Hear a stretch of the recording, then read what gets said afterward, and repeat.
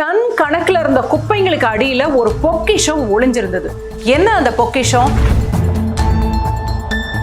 ஒரு கிணறு ஒரு ஊரோட நிலத்தடி நீர்மட்டத்தையே மாற்றும் அப்படின்னு சொன்னா நம்புவீங்களா? மாத்தி காட்டி இருக்கு. பன்சிலால்பேட்ல குப்பை தொட்டியை கிளீன் பண்ணி அந்த கிணறை சுத்தமாக்கி அதுல தண்ணி வர ஆரம்பிச்ச உடனே அந்த பகுதியில நிலத்தடி நீர்மட்டம் 7 மீட்டர் உயரத்திற்கு அதிகமாயிருக்கு. இது ஏதோ ஹைதராபாத்ல மட்டும்தான் இருக்குன்னு நினைக்காதீங்க. கொஞ்சம் யோசிச்சு பாருங்க. இந்தியாவுல 2030 வருஷம் வாக்குல கிட்டத்தட்ட 40% பேருக்கு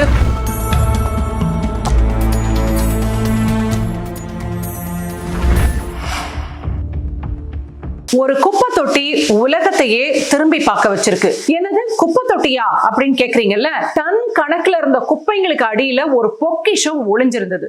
என்ன அந்த பொக்கிஷம்? வாங்க பார்க்கலாம். 2018 தென்னாப்பிரிக்காவோட கேப்டவுன் நகரம் குழாய்கள்ல தண்ணீர் முழுசா நின்னுடும், இனிமே வராது, டே 0 அப்படின்னு அறிவிச்சப்போ உலகமே திரும்பி பார்த்துச்சு. ஆமா, அப்படி ஒரு நிலைமை இந்தியாவோட பல நகரங்களுக்கு கூடிய சீக்கிரம் வரப்போகுது. அந்த பின்னணியோட இன்னைக்கு இந்த தொகுப்பை நம்ம பார்க்கலாம். ஒரு கிணறு ஒரு ஊரோட நிலத்தடி நீர்மட்டத்தையே மாற்றும் அப்படின்னு சொன்னா நம்புவீங்களா? மாத்தி காட்டி இருக்கு. அதை தான் இப்ப நம்ம பார்க்க போறோம். ஹைதராபாத்ல இருக்க பன்சிலால்பேட் இன்னைக்கு உலகத்துக்கே ஒரு பாடம் சொல்லி கொடுக்குது. 40 வருஷமா 2000 டன் குப்பைகள் கொட்டப்பட்ட ஒரு பாழடைஞ்ச கிணறு அது. ஆனா 2022 அதை சீரமைச்சப்போ அங்க ஒரு அதிசயம் நடந்துச்சு. இன்னைக்கு அந்த படிக்கிணறு 22 லட்சம் லிட்டர் மழை நீரை சேமிக்கிற திறன் கொண்டதா இருக்கு. அந்த அழகான படிக்கிணறு இத்தனை வருடங்களா குப்பைகள் கொட்டப்பட்ட ஒரு குப்பை தொட்டியா இருந்துச்சுன்னு நினைச்சாலே நமக்கு வருத்தமா இருக்கு. பன்சிலால்பேட்ல குப்பை தொட்டியை கிளீன் பண்ணி அந்த கிணறை சுத்தமாக்கி அதுல தண்ணி வர ஆரம்பிச்ச உடனே அந்த பகுதியில நிலத்தடி நீர்மட்டம் 7 மீட்டர் உயரத்திற்கு அதிகமாயிருக்கு. இது ஏதோ ஹைதராபாத்ல மட்டும்தான் இருக்குன்னு நினைக்காதீங்க. கொஞ்சம் யோசிச்சு பாருங்க. நம்ம ஊர்லயும் இருக்கு. ஆனா நம்ம அதை எப்படி பராமரிக்கிறோம்? நீர் மேலாண்மை தொழில்நுட்பம் நம்ம முன்னோர்களுக்கு எப்ப இருந்தோ தெரியும். அதுக்கு உதாரணம் தான் நம்ம ஊர்ல இருக்க கோயில் குளங்கள். ஆனா நம்ம என்ன பண்றோம்? எதையுமே மதிக்கிறது இல்ல. இருக்கிற நீர்நிலைகளை எல்லாம் ஆக்கிரமிச்சு கட்டிடங்களா கட்டி சந்தோஷப்பட்டுக்கிட்டு இருக்கோம். தமிழ்நாட்டை கோயில்களின் நாடு அப்படின்னே சொல்லலாம். அந்த அளவுக்கு இந்தியாவிலேயே அதிக கோவில்கள் இருக்கிறது தமிழ்நாட்டுல தான். ஆன்மீகத்தோட ஒரு அழகான விஷயத்தையும் சேர்த்தே நம்ம முன்னோர்கள் செஞ்சிருக்கிறாங்க. ஆமா, கோயில்களுக்கு கூடவே ஒரு குளத்தையும் வெட்டி அந்த பகுதியோட நீர் மேலாண்மையை ரொம்ப அழகா பார்த்து செஞ்சிருக்காங்க. தமிழக இந்து சமய அறநிலையத்துறையின் கீழ் மட்டும் 2359 கோயில் குளங்கள் இருக்கு. நம்ம முன்னோர்கள் கோயிலை கட்டும் போது முதல்ல குளத்தை தான் வெட்டினாங்க. ஏன் தெரியுமா? ஒரு கோயில் குளம் நிரம்பினா அதை சுற்றியுள்ள 3 கிலோமீட்டர் சுற்றளவுக்கு கிணறுகள் வற்றாது. அதிகப்படியான மழை நீர் ஊருக்குள்ள புகாமல் தடுத்து அதை சேமிக்கிற தொட்டியாவும் இது செயல்படுது. கடல் மாதிரி காட்சி அளிக்கிற திருவாரூர் கமலாலயம் குளம், மயிலாப்பூர் கபாலீஸ்வரர் குளம் நம்ம ஊர்ல எவ்வளவு அழகா ஆன்மீகத்தோட சேர்த்து இயற்கையை பாதுகாத்திருக்காங்க. இது போன்ற குளங்களால தான் நம்ம ஊர்ல நிலத்தடி நீர் மட்டம் நல்லா இருக்குன்னு தனியா வேற சொல்லணுமா? சும்மா ஒண்ணும் இல்லைங்க. நம்ம முன்னோர்கள் அதையும் பார்த்து செஞ்சிருக்காங்க.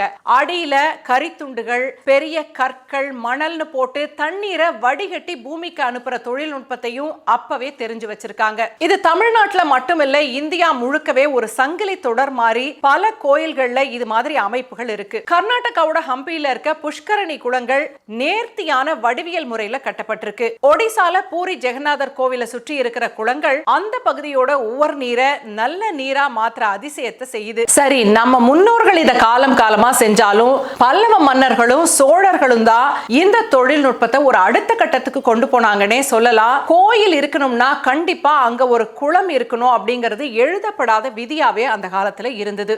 ஆகம விதிகளின்படி ஒவ்வொரு கோயிலுக்கும் ஒரு தீர்த்தம், அதாவது ஒரு குளம் கண்டிப்பா இருந்தே ஆகணும். சிங்கப்பூர், இஸ்ரேல் போன்ற சிறிய நாடுகள் என்ன பண்றாங்க? அங்கெல்லாம் கடுமையான தண்ணீர் பிரச்சனை வந்த போது அதை எப்படி சமாளிக்கிறதுங்கிறத தொழில்நுட்பத்தை அவங்க தெரிஞ்சு வச்சிருக்காங்க. சிங்கப்பூர் எல்லாம் பணத்தை தண்ணீரா செலவழிச்சு தண்ணி பிரச்சனையை சரி செஞ்சு வச்சிருக்காங்க. சரி, நம்ம என்ன பண்ணிக்கிட்டு இருக்கோம்? இப்ப இந்தியாவுல 2030 வருஷம் வாக்குல கிட்டத்தட்ட 40% பேருக்கு குடிக்க சுத்தமான தண்ணீர் கிடைக்காதுன்னு தெளிவா பதிவு பண்ணி இருக்காங்க. நித்தி ஆயோக்லயும் இதை குறிப்பிட்டிருக்காங்க. 2031 ஒண்ணு எங்கேயோ இல்லைங்க, இன்னும் 4 வருடங்கள் தான் இருக்கு.